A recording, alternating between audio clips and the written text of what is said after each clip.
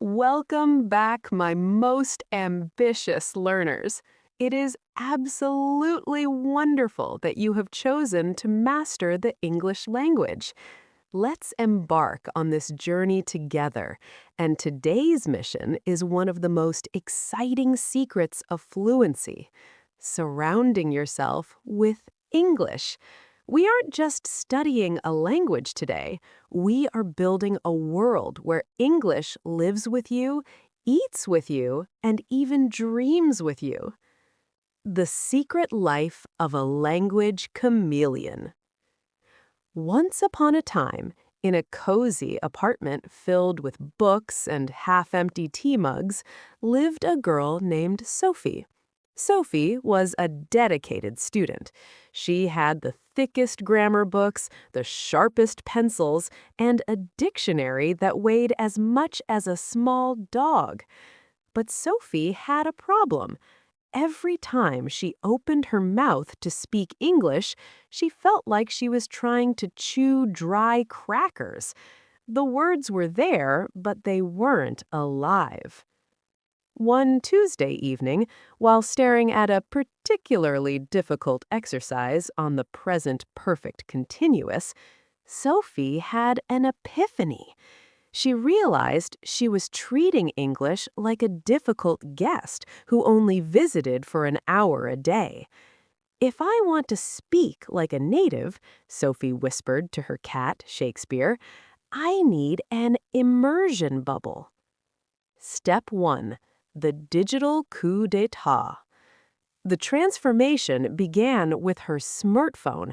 Sophie took a deep breath and went into her settings. With one click, her phone stopped speaking her native language and switched to English. At first, it was chaos. She tried to set an alarm for 7 a.m., but accidentally deleted her grocery list. She tried to post a photo on Instagram and spent 10 minutes wondering what share meant. But by Thursday, something magical happened. She didn't have to translate the word settings or messages anymore. Her brain started recognizing them as symbols, not foreign words. She was thinking in English before she even had her morning coffee. Step 2. The sound of the background. Sophie's next move was the passive listening protocol. In the past, she only listened to English audio when she was sitting at her desk, concentrating hard. Now, she turned on a British podcaster while she fried her eggs. She played an American radio station while she folded her laundry. Did she understand everything? Absolutely not. At first, it sounded like a river of fast-moving blah, blah, blah. But Sophie didn't panic. She knew that her brain was like a sponge. Even when she wasn't paying attention, her ears were getting used to the rhythm, the intonation, and the music of the language. One day, while vacuuming the rug, she heard the podcaster say, "To be honest," and Sophie realized she had used that exact phrase in her head 5 minutes earlier. The river of sound was starting to turn into a path of clear words. Step 3. The sticky note invasion. By Saturday, Sophie's apartment looked like a yellow brick road. She had placed sticky notes on everything.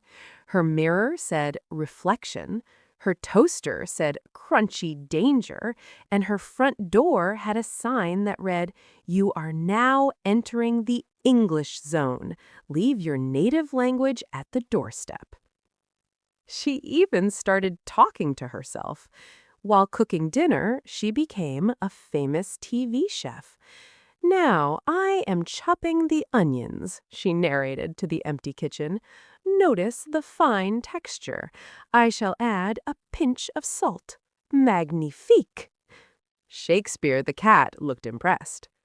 Sophie was building muscle memory. She was training her tongue to move in new ways, making the sounds of th and r feel as natural as breathing. Step 4. The entertainment shift.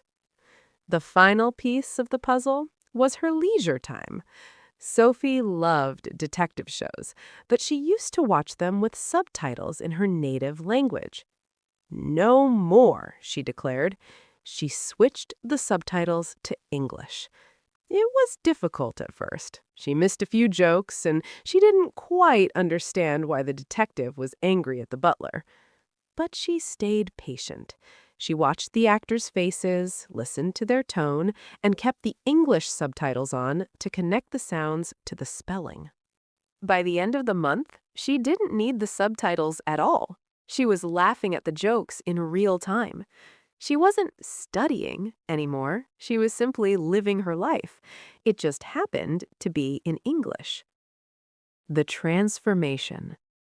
3 months later, Sophie went to a local language exchange meetup. She sat down across from a traveler from Canada. "So, how long did you live in an English-speaking country?" the traveler asked after 10 minutes of easy conversation. Sophie smiled, thinking of her yellow sticky notes and her talkative kitchen.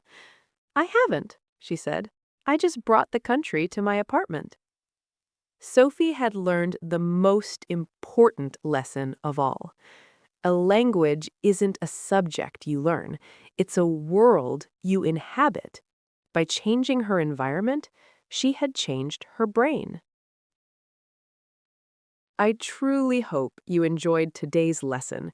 Building your own English zone is the fastest way to turn your hard work into natural fluency.